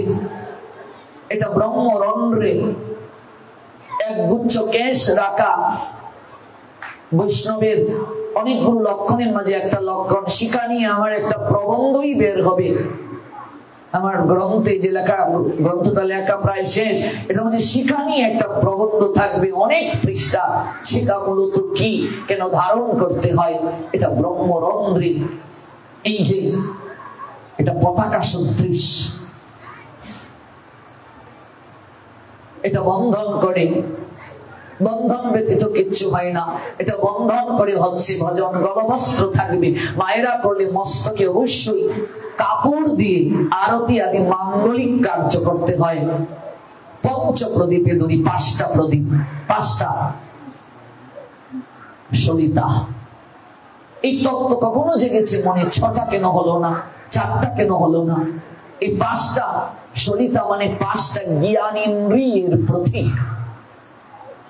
ইন্দ্রিয় 10টা, 5টা কর্মেন্দ্রিয়, 5টা জ্ঞান ইন্দ্রিয়, 5টা সলিতা, 5টা জ্ঞান ইন্দ্রিয়ের প্রতীক। যতক্ষণ পর্যন্ত আমার জ্ঞান ইন্দ্রিয় গুলো প্রজ্বলিত না হবে ততক্ষণ পর্যন্ত আমি এই তত্ত্ব অনুভব করতে পারবো না। আর এর জন্য সর্বপ্রথম গুরু কৃপা প্রয়োজন, সদ্গুরু কৃপা। এই জন্যই প্রার্থনা ও জ্ঞান তিমিরান্ধস্য জ্ঞানঞ্জন শলাকয়া চক্ষুরুন্মিলিতং জ্ঞান তস্मै শ্রী গুরুবে নমঃ। এই গুরুদেব আপনি আমার জ্ঞানঞ্জন শলাকা দিয়ে চোখটাকে উন্মিলিত করে দেন। এই চর্ম চক্ষু দ্বারা ঈশ্বর দর্শন হয় না, ঈশ্বর দর্শন করতে হয় জ্ঞান চক্ষু দ্বারা। এই জন্য দেখবি প্রার্থনা করি আমরা চক্ষু বন্ধ করি না, চক্ষু খোলা রেখে প্রার্থনা করি। প্রণাম দেই চোখ বন্ধ করে না, চোখ খুলে। সন্ধ্যা আহ্নিক করি চোখ বন্ধ করে, মন্ত্র স্মরণ করি চোখ বন্ধ করে না খুলে। বন্ধ করে তো চোখ বন্ধ করে তো অন্ধকার, আপনি ভগবান দেখবেন কি করে? জ্ঞান চক্ষু দ্বারা ভগবান দর্শন হয়। সাধক সুরদাস রাধাকুণ্ডে যখন ভজন করেন, প্রিয়া প্রীতমের ভজন, প্রীতম হচ্ছে গোবিন্দের একটা নাম, আর প্রিয়া প্রেমময়ী রাধারানীর একটা নাম। জন্ম থেকে অন্ধ সুরদাস, কিন্তু তার অন্তর চক্ষু দ্বারা গোবিন্দকে রাধারানীকে সতত সে দর্শন করে, সতত দর্শন করে। সে প্রেমময়ী শ্রীমতী রাধারানীকে আজ সঙ্গে নিয়ে গোবিন্দ সুরদাসকে কৃপা করার জন্য যাচ্ছেন। গোবিন্দকে এমন করে কাতর কণ্ঠে ডাকছে সুরদাস, গোবিন্দ স্থির থাকতে পারছেন না। প্রেমময়ী বলছেন, ওগো তোমায় বিচলিত দেখাচ্ছে কেন? বাঁশির সুর তোমার থেমে গেল কেন? যে বংশীর ধ্বনি সবাইকে মাতোয়ারা করে দেয়, ওই বাঁশি আজ থেমে গেল, সুর থেমে গেল কেন গো? বলছে, প্রিয়া আমার এক ভক্ত আমাকে এমন ভাবে আমাকে দর্শন করছে, আমার দিকে তাকিয়ে আছে, আমি যে বংশী বাজাবো, আমি একটু স্থির থাকতে পারছি না, এমন ভাবে আমার দিকে তাকিয়ে আছে। ওই চোখ তো বন্ধ, চোখে তো আলো নেই, জন্মান্ধ তিনি, কেউ তাকিয়ে আছে গোবিন্দের দিকে। এটা কোন চোখ? জ্ঞান চক্ষু। এই জন্য অভ্যাস যুগে বলা হয়েছে এই দুই ব্রুজগলের মাঝখানে ইষ্টদেবকে আনয়ন করে ধ্যান করা, চিন্তা করা। এই জন্য মা দুর্গা সকল জ্ঞান শক্তির প্রতীক, তার একটা নাম ত্রিনয়নী, মাঝখানে তার একটা চোখ আছে। বুদ্ধদেব সর্বদা চোখ বন্ধ করে থাকেন। ডক্টর মহানামৃত ব্রহ্মচারীকে আমেরিকায় প্রশ্ন করা হয়েছিল, আপনাদের 10 অবতারের মাঝে বুদ্ধদেবের চোখটা বন্ধ কেন? তিনি বলেছিলেন, এই দুটো চোখ দ্বারা স্রষ্টার সৃষ্টিকে দর্শন করা যায়, কিন্তু স্রষ্টাকে এই দুটো চোখ দ্বারা দর্শন করা যায় না। এই দুটো চোখ দ্বারা স্রষ্টার সৃষ্টিকে দর্শন করে অনুভব করা যায় স্রষ্টার সৃষ্টি এত সুন্দর, না জানি স্রষ্টা কত সুন্দর। কিন্তু এই দুটো চোখ দ্বারা স্রষ্টা দর্শন হয় না। স্রষ্টাকে দর্শন করতে গেলে, নিজকে অনুভব করতে গেলে, আত্মদর্শনের জন্য চোখ বন্ধ রাখতে হয়, ভেতরের চক্ষু দ্বারা দর্শন করতে হয়। এই জন্য সাধক যত উপরে উঠে যায়, সে গোলমাল পছন্দ করবে না, সে একাকী থাকতে পছন্দ করবে, নিবৃত থাকতে পছন্দ করবে, নীরব নিথর থাকতে পছন্দ করবে। এই চর্ম চক্ষু দ্বারা ঈশ্বর দর্শন হয় না বলে ব্যাসদেব দিব্য দৃষ্টি সঞ্জয়কে প্রদান করেছিলেন। অন্তরের চক্ষু, এটি তারা সম্ভব নয়। আজকে সাধকরা এই জায়গায় বসে আরেক জায়গার খবর বলে দেন, এটা কি চোখ দ্বারা? এখানে কি হয়েছে? এই আমাদের বৈষ্ণব চূড়ামণি বংশীদাস বাবাজি মহারাজ এই জায়গায় থেকে আগুন নিভিয়ে ফেললেন, কি করে সম্ভব? কি করে তিনি দেখলেন? এই দুটো চোখের ক্ষমতা কতটুকু, এই দুটো চোখ কতটুকু পর্যন্ত জায়গায় দৃষ্টি নিবদ্ধ হয়। কোথায় বৃন্দাবন, কোথায় নবদ্বীপ? বংশীদাস বাবাজি মহারাজ কোনদিন তিনি পুষ্প রাজিতে উঠে, গাছের ডালে উঠে পুষ্প কখনো চয়ন করেন নাই। হাত লম্বা করে তিনি পুষ্প চয়ন করতেন, এরকম আছে লীলা। বাবাজি মহারাজদের শ্রীমুখে শুনেছি, আমাদের আচার্যগণের শ্রীমুখে শুনেছি। এই দুটো চোখের দৃষ্টি কতটুকু জায়গায় নিবদ্ধ হবে, কি করে তিনি বুঝলেন ওই জায়গায়? ভগবান দাস বাবাজি মহারাজ, সিদ্ধ ভগবান দাস বাবাজি মহারাজ, যিনি কালনায় আছেন, তিনি ওই জায়গা থেকে কি করে উপলব্ধি করতে পারলেন যে বৃন্দাবনে তুলসী বৃক্ষটা একটা ছাগল নষ্ট করে দিয়ে দিচ্ছে? এই দুটো চোখের দৃষ্টি কতটুকু জায়গায় যেতে পারে? তাহলে এই যে কৃপা, এই যে জ্ঞান, এটা কি এই চোখ দ্বারা? এই যে দর্শন, এটা কি এই দুই চোখ দ্বারা? না, এটা অন্তর্চক্ষু দ্বারা, এটা সাধনার দৃষ্টি, এটা জ্ঞান চক্ষু, এটা জ্ঞানের প্রসূত ফসল। এমন ভাবে আমার দিকে তাকিয়ে আছে প্রিয়া, আমি বাঁশিতে সুর তুলতে পারছি না। বলো না কে তুমি? প্রিয়া বলছেন, বলো না তুমি যাবে আমার সঙ্গে? তাহলে চলো চলো, আমি তোমায় দেখিয়ে নিয়ে আসি। সুরদাস আপন মনে ডাকছে শ্যাম সুন্দর গোবিন্দকে, ব্রজবিহারীকে আপন মনে স্মরণ করছে। ব্রজেশ্বরীর প্রতি তার অহৈতুকী প্রেম, অহৈতুকী ভক্তি, অহৈতুকী প্রণয় চারিদিক গন্ধে আমোদিত হলো। নাসিকায় সেই সুবাস অনুভূত হলো। হে শ্যাম সুন্দর, আজ কেন জানি আমার মনে হচ্ছে প্রতিদিন আমি যে সুগন্ধ এই নাসিকায় অনুভব করি, যে সুবাসটা আমার নাসিকায় অনুভব হয়, আর সেই সুবাসের সঙ্গে আরেকটি ব্যতিক্রম সুবাস আমি অনুভব করতে পারছি। এই সুবাস থেকে যেন আরো অগণিত গন্ধে আমোদিত। বলো না তোমার শোনে কে আছে আজ? সুররাজ বলছে, তোমার শোনে কে আছে একবার বলো না। আমি যে প্রতিদিন যে সুবাস নাসিকায় আমি অনুভব করি, আজ মনে হচ্ছে ব্যতিক্রম, আরো অগণিত কোটি কোটি কোটি গুণ বেশি আমার নাসিকায় অনুভূত হচ্ছে। বলো না আজ তোমার শোনে কে আছে? বলো না কে আছে? এমন করে তুমি আমার দিকে তাকিয়ে থাকতে পারো সুরদাস, আর এই চক্ষু দ্বারা কি তোমার অনুভব হয় না আমার শোনে কে আছে? ভগবান বলছেন, তোমার কি অনুভব হয় না? তোমার এই দুটো চোখ অন্ধ হতে পারে, কিন্তু তোমার হৃদয়ে চক্ষু তো সতত দর্শন হয়। তুমি কি অনুভব করতে পারছো না? বলো না। ঠিক সেই সময় সুরদাস কাতর কণ্ঠে বলছেন, আমার মন বলছে, যার নামে প্রেমে তুমি মাতুয়ারা, যে বাসি সতত যার নামে মাতুয়ারা, আমার প্রেমময়ী কুণ্ডেশ্বরী শ্রীমতী রাধারানী ব্যতীত আর কেউ নয়।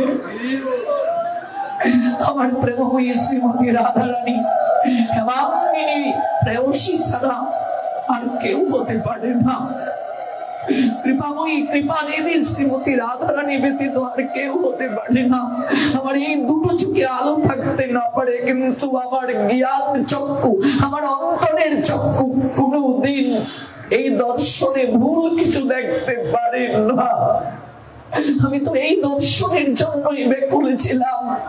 আমি তো এটাই চেয়েছিলাম, একটিবার, কেবল একটিবার অন্তত এই দেহ নিপাতের পূর্বে একটিবার আমি যেন আমার সেই প্রিয়া কুণ্ডেশ্বরীর অবৈতুকী রাতুল রাঙ্গা চরণ একবার দর্শন করতে পারি।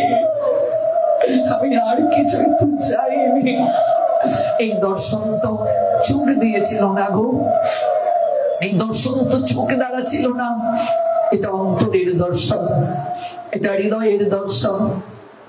এজন্যই গুরুদেবের কাছে প্রার্থনা, জ্ঞানঞ্জন শলাকা দিয়ে সেই চোখকে উন্মিলিত করে দাও। আমি যে অজ্ঞান জনিত আধারে পড়ে আছি গুরুদেব, আমায় জ্ঞানঞ্জন শলাকা দিয়ে আমার ওই চোখ উন্মিলিত করে দাও। তবে তো গাইব হরিনাম সুখে, আমি একমাত্র তবেই গাইতে পারবো। এর আগে আমি যতই হরিনাম গাইব সুখ প্রাপ্তি আমার হবে না। পরমানন্দ প্রাপ্তি আমার জীবনে হবে না, তবে তো গাইব হরিনাম সুখে। আমি যখন অপরাধ থেকে বের হতে পারবো তবে আমি হরিনাম সুখে গাইব, তার আগে নয়, তার আগে নয়, কোনদিন নয়। তবে তো গাইব হরিনাম সুখে, অপরাধ হইবে হত সিদ্ধ। মধুসূদন দাস বাবাজি মহারাজ সূর্য কুণ্ডে যিনি ভজন করেন, পায়ের মাঝে ক্ষত রোগ হয়েছে, পায়ের মাঝে ক্ষত হয়েছে, ক্ষত। তাই ভাবছেন এই ক্ষত সরাবার যেহেতু আর কোনো পরিবেশ নেই, প্রক্রিয়া নেই, আমি আর এই দেহ রাখবো না, আমি আর এই দেহ রাখবো না, আমি প্রাণ ত্যাগ করব। সিদ্ধ বাবা তাই চরণটা শুভ্র বসন দ্বারা বন্ধন করে, কেউ যেন না জানে, রাতের আধারে জঙ্গলের ভেতরে প্রবেশ করলেন। বৃন্দাবন তখনকার সময় এখনকার সময়ের মতো ছিল না, এত অট্টালিকা ছিল না, রাধাকুণ্ড এমন ছিল না, সূর্যকুণ্ড এমন ছিল না, শান বাঁধানো ঘাট ছিল না সূর্যকুণ্ডে।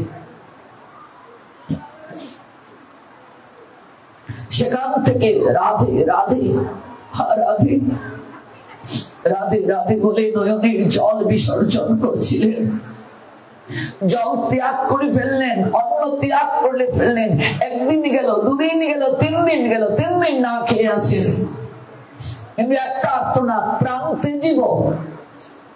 হে প্রেমময়ী, একবার তো গুরু প্রণালী পাইনি বলে কুণ্ডে লাফ দিয়েছিলাম, ডুব দিয়েছিলাম। কুণ্ডের ভেতর থেকে তুমি আমাকে কুলে করে তীরে নিয়ে এসেছিলে, কেন বাঁচিয়েছিলে তুমি আমায়? অযাচিত ভাবে গুরুদেব কৃপা করলেন, গুরুদেবের নামটা পর্যন্ত জানতে পারলাম না। রাগানুগা ভক্তিতে আমার অধিকার নেই বলে সিদ্ধ জয় কৃষ্ণদাস বাবা তার নিকটে গিয়েছিলেন। গোবর্ধন নিবাসী সিদ্ধ কৃষ্ণদাস বাবাজির কাছ থেকে পরামর্শ চেয়েছিলেন, কেউ কোনো তত্ত্ব দিতে পারেননি। বলছেন, তুমি যে মন্ত্র পেয়েছ এই মন্ত্র তো ঠিক, কিন্তু গুরু প্রণালী না জানলে তো আমরা এই রাগানুগা ভজন দিতে পারবো না, আবার গুরু ত্যাগ করার কথাও বলতে পারবো না। প্রাণ ভরে রাধারানী কে স্মরণ করো, প্রেমময়ী এই সমাধান দিতে পারেন। কিছু থেকে যখন কিছু হলো না, কুণ্ডে রাতে রাতারে ডুব দিয়েছিলেন। জলের যত ভেতরে প্রবেশ করছেন কুণ্ডেশ্বরী স্বয়ং মধুসূদন দাস বাবাজিকে কুলে করে কুণ্ডের তীরে এনে বলছে, ওরে তুই আমার কুণ্ডে প্রাণ ত্যাগ করতে চাস না? জগতে তুই আমার নামে কলঙ্ক রাখতে চাস? তুই আমার কুণ্ডে দেহ রাখতে চাস? যা সূর্য কুণ্ডে গিয়ে ভজন কর। যে মন্ত্র তুই প্রাপ্ত হয়েছিস তাতেই তুই সিদ্ধি প্রাপ্ত হবে। জীবনে কোনোদিন শিষ্য গ্রহণ করবি না, এই মন্ত্র কাউকে দিবি না। যা, আমি তোকে কৃপা করবো, সতত আমি তোর সঙ্গে থাকবো। ওই সূর্য কুণ্ডে নূপুর প্রাপ্ত হয়েছিলেন রাধারানীর, আজও সেই নূপুর আছে, চিহ্ন আছে, পাথরের মাঝে নূপুরের চিহ্ন আছে। যদি কোনোদিন যান দর্শন করে আসবেন। সিদ্ধ বাবার অবৈতুকী লীলায় আছে, জীবন লীলায়। ওগো রাধারানী, কেন বাঁচিয়েছিলে তুমি আমায়? চরণে ক্ষত হয়েছে, এত যন্ত্রণা, ঠিক মতো তোমার সেবা করতে পারছি না, ভজন করতে পারছি না। 3 দিন না খেয়ে জঙ্গলের মাঝে আছেন, তাই আর চাই না আমি দেহ রাখতে। কিন্তু হৃদয়ে যে একটা লালসা গো প্রেমময়ী, অন্তত প্রাণ বিসর্জনের আগে একটিবার যেন তোমার দুটো চরণকে আমি একটু দর্শন করে যেতে পারি। ব্রহ্মাদি দেবতার দুর্লভ যে চরণ, ওই চরণ একটিবার যেন জড়িয়ে ধরে দুপুটা নয়নের জল দিয়ে ধুয়ে যেতে পারি। একটু বক্ষে স্থাপন করে হা রাধে শ্রী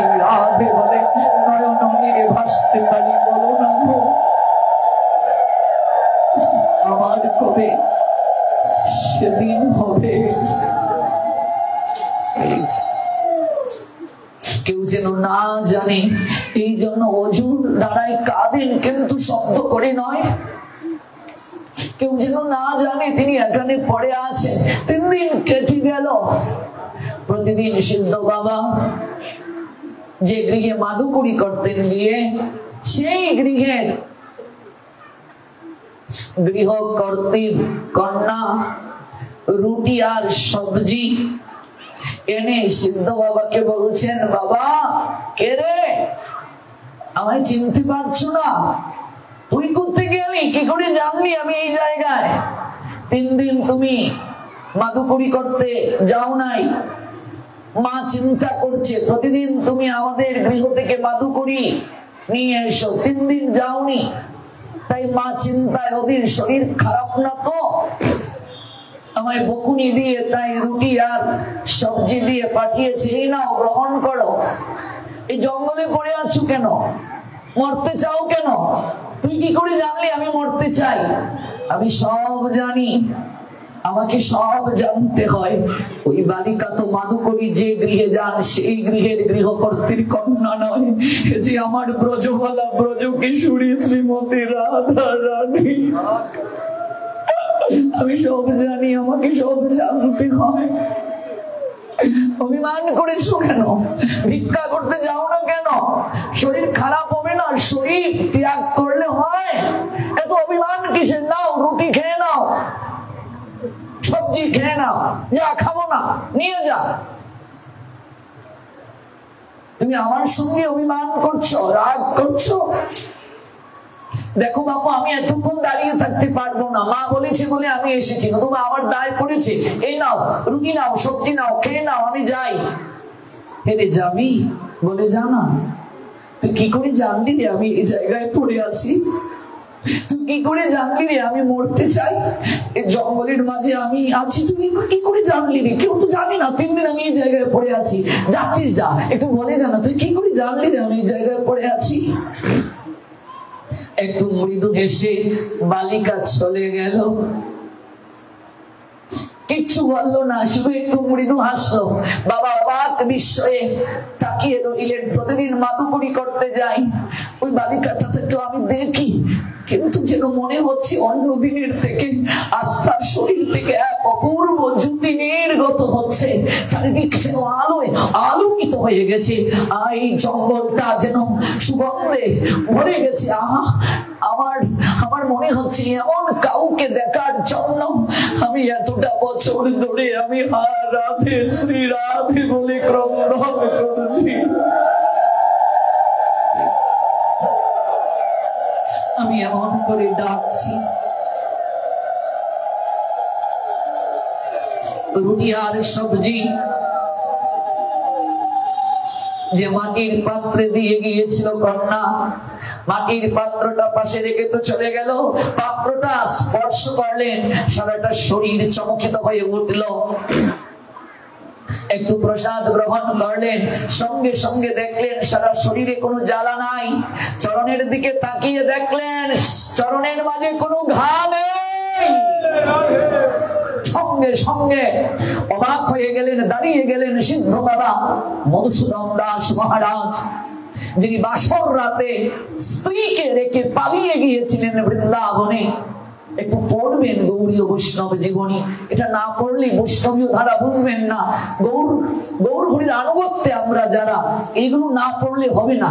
এগুলো না পড়লে কি বুঝবো, কি জানবো? গৌরীয় জীবন যদি না পড়ি, পার্শ্বদের অবৈতকী তত্ত্বামৃত সিদ্ধ বাবাজিদের জীবন চরিত কথা গুণ মহিমা আমরা যদি না জানি, না বুঝি, ভজন বুঝবো না, উপলব্ধি করতে পারবো না। দাঁড়িয়ে গেলেন, অবাক বিস্মিত হলেন, আমার সারা শরীরে কোনো জ্বালা নেই কেন? কোনো ঘা নেই, আমি সম্পূর্ণ সুস্থ। কে এলো তাহলে? সন্দেহ হয়ে গেল, কে এলো? ছুটলেন সেই গৃহের দিকে, প্রতিদিন যে গৃহ থেকে তিনি মাদুকুরি আনতে যান। সেই গৃহের দিকে ছুটলেন, গিয়ে ডাকছেন, মা।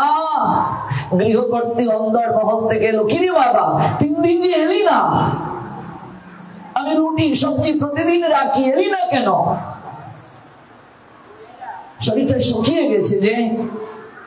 মা সত্যিকার অর্থে বলো, লালি রুটি সবজি নিয়ে কি আমার কাছে গিয়েছিল? তুমি কি পাঠিয়েছো তাকে? কি বলছিস রে লালি, কি করে যাবি? আমি তো কাউকে পাঠাইনি।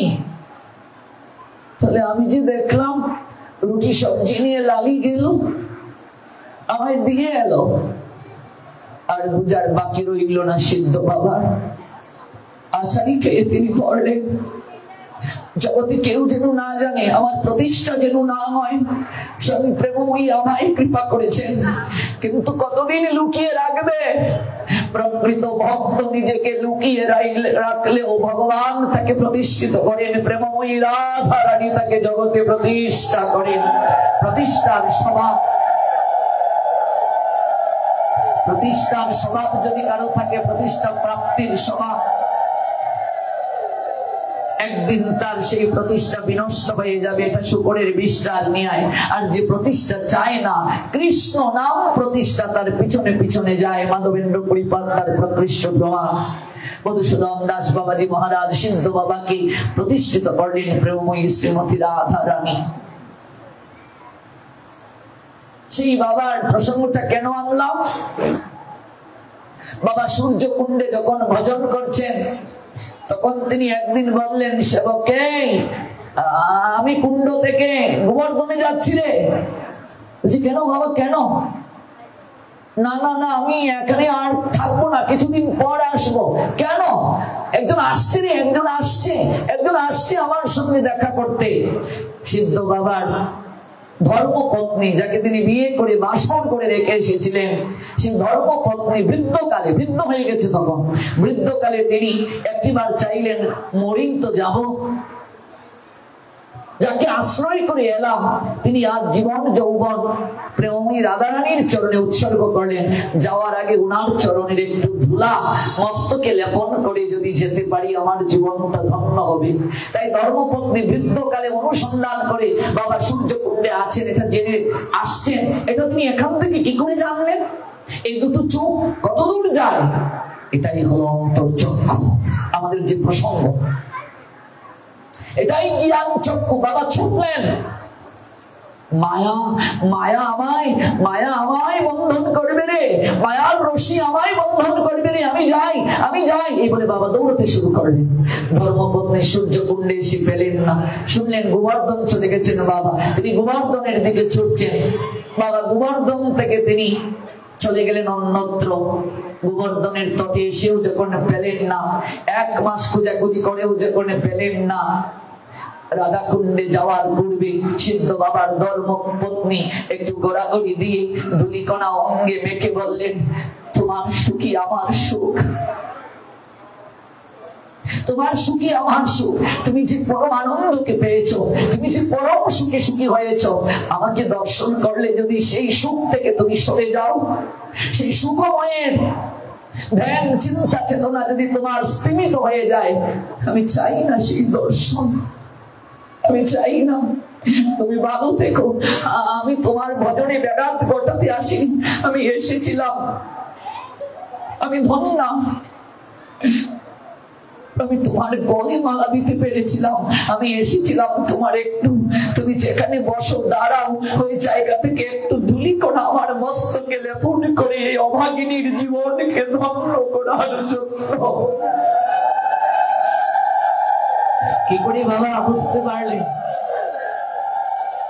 সাধকরা কি করে বুঝতে পারেন? কোন চক্ষু দ্বারা? এই যে চক্ষু, অন্তর্চক্ষু, এই চক্ষু দ্বারা উপলব্ধি হয়, ভগবান দর্শন হয়। এই জন্যই আরাধনা, পঞ্চপ্রদীপে ধরি কর্পূর বাতি, ললিতা সুন্দরী করে যুগল আরতি। 5টা জ্ঞানেন্দ্রিয়ের প্রতীক এই সলিতা। আরতির পরে চোখের মাঝে ওই অগ্নি স্পর্শ করতে হয়, অগ্নির পরশ দিতে হয়। আমি অজ্ঞান জনিত অন্ধকারে আছি, আমায় আলোর সন্ধান দাও। আমাদের প্রসঙ্গটা জ্ঞান আর কর্মের সঙ্গে ভক্তি প্রেমটা একটু মাখানো দরকার। বলছিলাম জানকী যখন জনক রাজার কুলে স্থান পেলেন, ধরণী মা থেকে যখন জানকীকে কোলে নেওয়া হলো, জনক নন্দিনী বলেই তো তুমি জানকী, সঙ্গে সঙ্গে গগন থেকে বৃষ্টি ঝরতে শুরু করলো, প্রেমবাড়ি। এটাই তো প্রসঙ্গ ছিল। দেখবে প্রদীপ দ্বারা আরতির পর ওই পঞ্চ প্রদীপ সঙ্গে সঙ্গে ভক্তদেরকে দেখানো হয় না, ততটা বুঝলেন। একটু শঙ্কের জল দ্বারা শীতল করে নিতে হয়। আছে কি নেই নিয়ম? কেন? কারণটা কি? কেবল জ্ঞান যদি আপনি প্রাপ্ত হন, আপনি একদিন অহংকারী হয়ে যাবেন, আপনার আচরণে গরম ভাব থাকবে, অহংকারের গরম। হ্যাঁ, অহংকার থাকবে আপনার মাঝে, দাম্ভিকতা থাকবে। এই জন্য একটু প্রেম বাড়ি দরকার, শীতলতা দরকার। শীতলতা, শঙ্কের জল শীতল করছে, প্রেম প্রেমের বাড়ি শীতলতা দান করে, অহংকারকে ধুয়ে মুছে পরিষ্কার করে দেয়। কিন্তু দেখবে সলিতা ঘি দ্বারা ভেজানো আছে, এরপরও তার মাঝে কর্পূর দেয়া হয়, হয় কি হয় না? কারণটা কি? অগ্নি জ্বলছে, কর্পূরটা দিলে ধাউ ধাউ করে জ্বলে। কর্ম জ্ঞান, তার মাঝে যখন ভক্তি থাকবে, কর্পূরটা ভক্তির প্রতি। কর্পূরে দেখবে গন্ধ আছে, পায়েসের মাঝে কর্পূর দিলে দেখবে সুগন্ধ প্রাপ্তি হয়। আপনি যেদিন ভক্তি লাভ করবেন, আপনার আচরণ থেকে একটা ভক্তির সুগন্ধ কর্পূরের নিয়ে আপনা থেকেই প্রকাশ পাবে। আপনি যদি ভক্তি লাভ করেন, আপনা থেকেই আপনার আচরণ থেকে বৈশিষ্ট্য প্রকাশ পাবে। ভক্তি এলো, কিন্তু একটু প্রেম ছাড়া তো হবে না। ভক্তি লাভ করলেও, আচরণ করলেও মানুষের মাঝে অহংকার এসে যায়। তত্ত্ব বুঝবেন যে আমি 64 মালা জপ করি, আমি প্রসাদ বুঝি, আমি মঙ্গল আরতি করি, আমি গীতা পড়ি, আমি পাঠ করি, ও কিছুই করে না, এরকম একটা ভাব এসে যায়। এই জন্য প্রেম যদি লাভ না হয়, ধাউ ধাউ করে জ্বলবে। আপনি কর্পূর চিনিয়ে দিলেন, ধাউ ধাউ করে জ্বলছে, অগ্নি জ্বলছে, জ্ঞানাগ্নি জ্বলছে। জ্ঞান অগ্নিও মানুষকে পুড়িয়ে ছাই করে দিতে পারে। অহংকারের জ্ঞান অগ্নি একমাত্র শীতলতা ব্যালেন্স রাখতে পারে হলে প্রেম বাড়ি, শীতল জল। এটা খুব দরকার, এটা ছাড়া সম্ভব নয়, এটি ছাড়া সম্ভব নয়। এই জন্যই ভাগবত গ্রন্থরাজ, গীতায় কর্ম যুগ আছে, জ্ঞান যুগ আছে, ভক্তি যুগ আছে, কিন্তু প্রেম যুগ গীতায় নাই। প্রেম প্রাপ্ত হতে গেলে আপনাকে ভাগবতে প্রবেশ করতে হবে। গীতায় প্রেমের কথা নাই।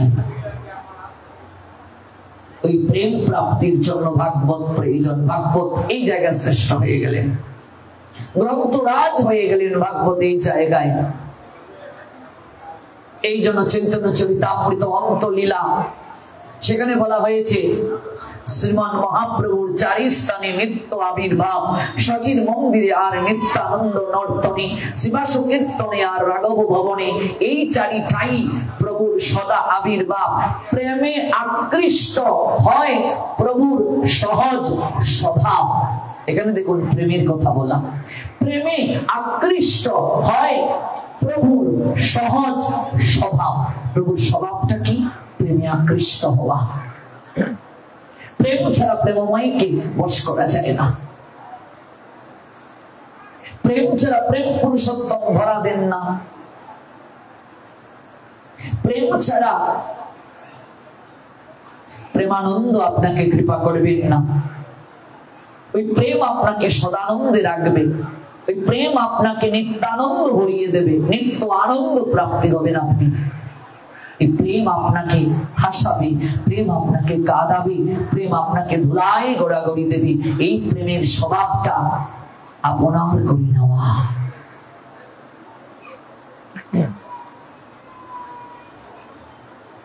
এই প্রেম প্রাপ্তির জন্যই বসা সাধু সঙ্গে, বৈষ্ণবের কাছে আহাজারি, বৈষ্ণবের কাছে আবেদন জানানো এই প্রেম প্রাপ্তির জন্য। 6 ব্যাগ দমি, 6 দুঃসুদি, 6 গুণ দেহ দাসী, 6 সৎসঙ্গ দেহ হে আমারই, বসেছি সঙ্গেরও আসে। একমাত্র ওই প্রেমের জন্য। কৃষ্ণ সে তোমার, কৃষ্ণ দিতে পারো, সে শক্তি তোমারও আছে। আমি তো কাঙ্গাল, কৃষ্ণ কৃষ্ণ বলে ভাই তবু পাছে পাছে।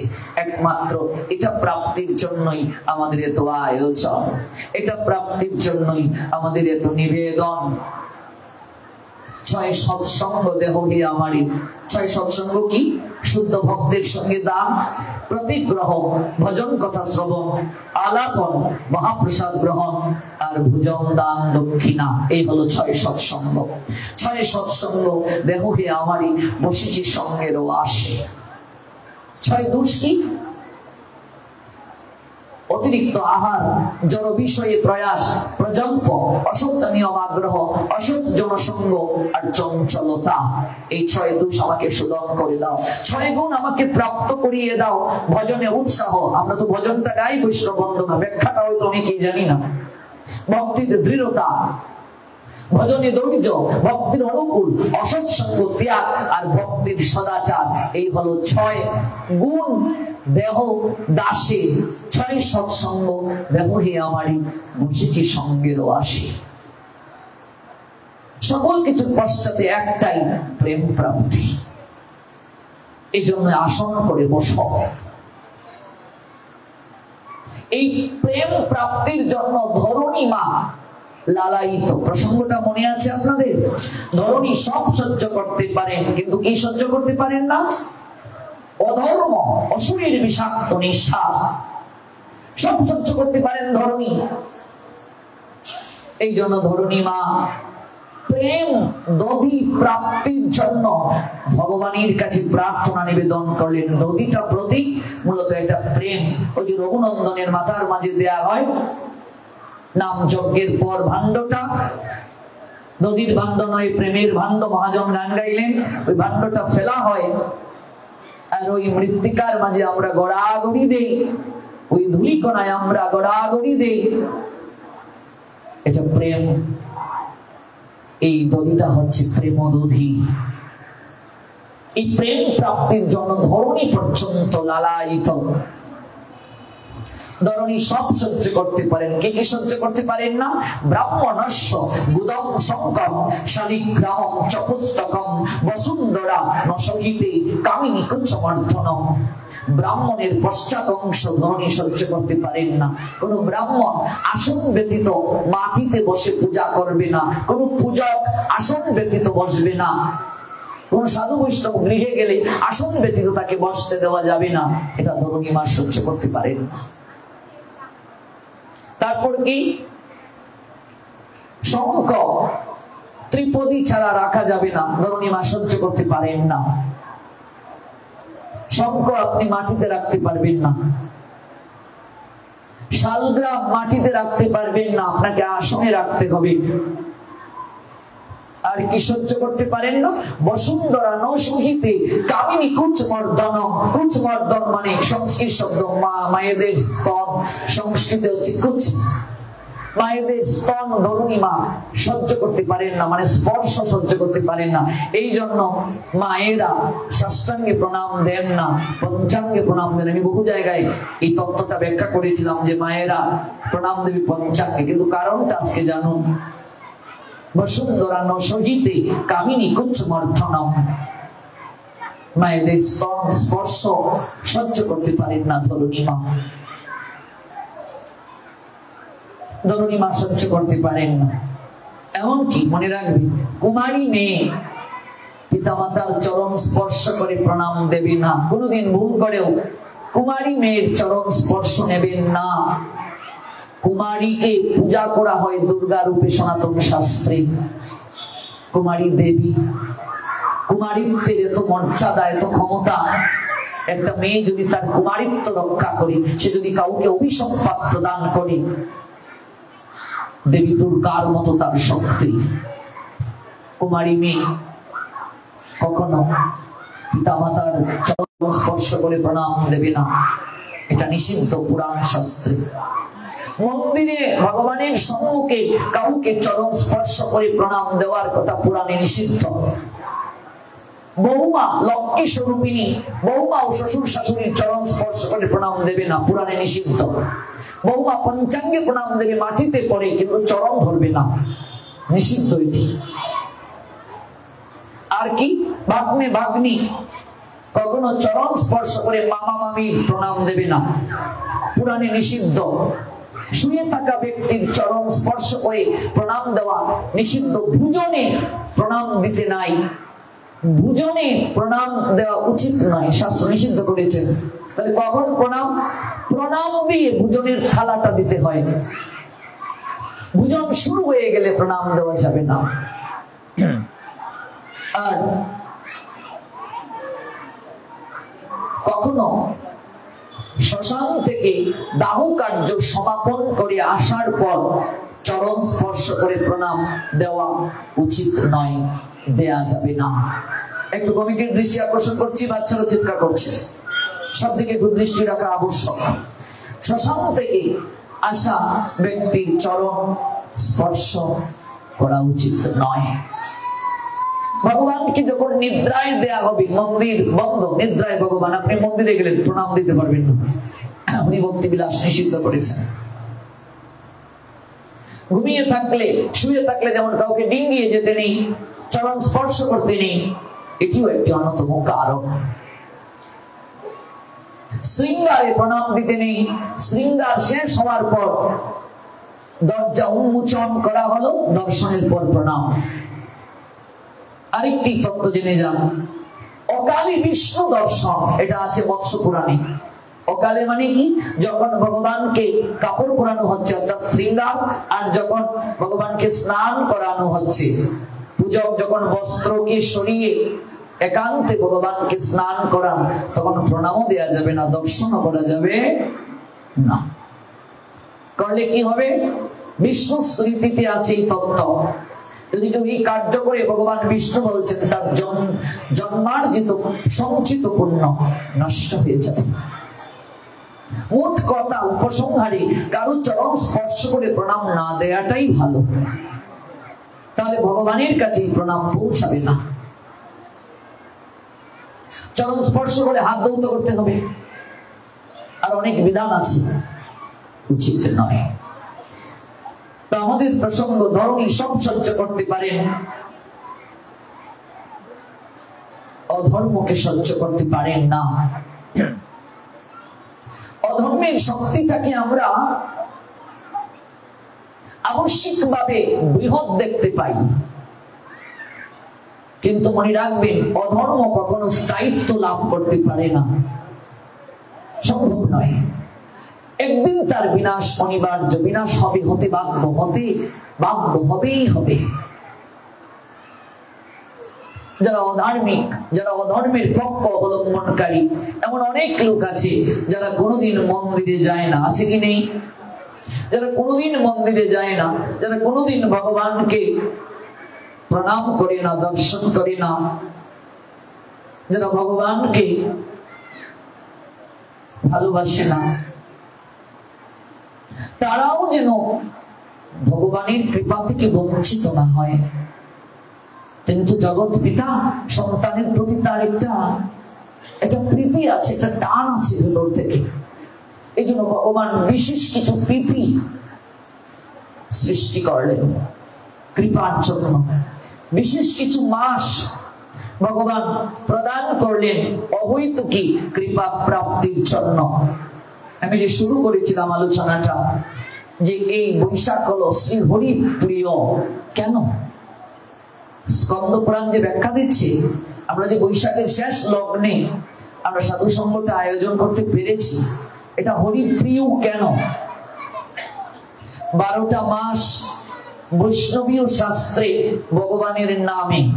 বৈশাখকে বলা হয় মধুসূদন, জ্যৈষ্ঠকে বলা হয় ত্রিবিক্রম, আষাঢ়কে বলা হয় বামন, শ্রাবণকে বলা হয় শ্রীধর, ভাদ্রকে বলা হয় ঋষিকেশ, আশ্বিনকে বলা হয় পদ্মনাভ, কার্তিককে বলা হয় দামোদর, অগ্রহায়ণকে বলা হয় কেশব, পৌষকে বলা হয় নারায়ণ, মাঘকে বলা হয় মাধব, ফাল্গুনকে বলা হয় গোবিন্দ, আর চৈত্রকে বলা হয় বিষ্ণু। এই হচ্ছে 12টা মাস ভগবানের নামে। এই 12টা মাসের মাঝে 3টা মাস হচ্ছে সর্বোত্তম। কি বলা হয়েছে? সর্বোত্তম, সর্বোত্তম। তার মধ্যে প্রথম হলো বৈশাখ, দ্বিতীয় হলো কার্তিক, তৃতীয় হলো মাঘ। বৈশাখ হলো মধুসূদন, কার্তিক দামোদর, মাঘ মাধব। পুরাণ শাস্ত্র বলছে কোন কোন ক্ষেত্রে কার্তিক থেকেও বৈশাখ শ্রেষ্ঠ, কোন কোন ক্ষেত্রে কার্তিক থেকেও মাঘ শ্রেষ্ঠ, আবার কোন কোন ক্ষেত্রে মাঘ থেকে কার্তিক শ্রেষ্ঠ, বৈশাখ থেকে কার্তিক শ্রেষ্ঠ, আবার কোন কোন ক্ষেত্রে বৈশাখ থেকে মাঘ শ্রেষ্ঠ। স্কন্দ পুরাণ আমাদের বলছেন জগতে যত মহৎ কার্য সম্পাদিত হয়েছে এই 3 মাসে। পৃথিবীর জন্ম বৈশাখে। স্কন্দ পুরাণ পড়বেন, বৈশাখ মাহাত্ম্য হরিভক্তি বিলাসেও আছে, পদ্ম পুরাণেও আছে, বৃহৎ নারদীয় পুরাণে আছে। অক্ষয় তৃতীয়াতে পৃথিবীর জন্ম হলো বৈশাখ মাসে রবিবারে। এই বৈশাখ মাসে গঙ্গার আবির্ভাব হয়েছে, এই বৈশাখ মাসে অন্নপূর্ণা দেবীর আবির্ভাব, এই বৈশাখ মাসে কুবের মহাদেবকে সন্তুষ্ট করে বৈভব প্রাপ্ত হয়েছিল, স্বর্গের অর্থ সম্পদের দপ্তর প্রাপ্ত হয়েছিল। এই বৈশাখ মাসে স্কন্দ পুরাণ বলছে সকল জলের মাঝে, যে যে জায়গায় জল আছে সব জায়গায় জলের মাঝে, ভালো করে এই কথাটা আমি আপনাদেরকে বোঝানোর চেষ্টা করছি, একেবারে গুরুত্ব সহকারে এটা একটু শ্রবণ করুন।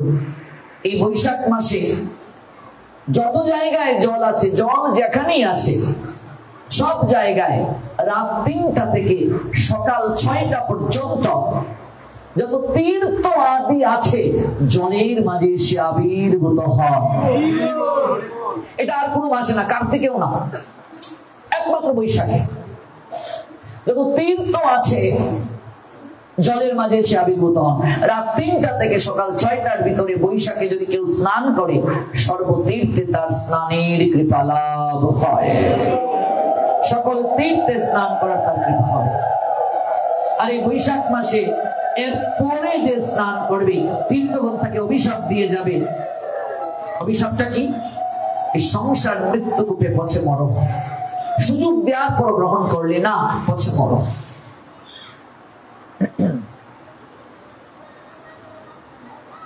6:01 সকল তীর্থ স্বীয় স্বীয় স্থানে গমন করেন, জল ত্যাগ করে স্বীয় স্বীয় জায়গায় গমন করেন। এটা স্কন্দ পুরাণে আছে। এই বৈশাখ মাসে মহিমা প্রসঙ্গে পুরাণ শাস্ত্র বলছেন আপনি 1 কোটি বছর যদি তীর্থে বাস করেন, কত বছর? তীর্থে বাস করলেই হবে না, ভজন করতে হবে। আজকাল তীর্থগুলো, ধামগুলো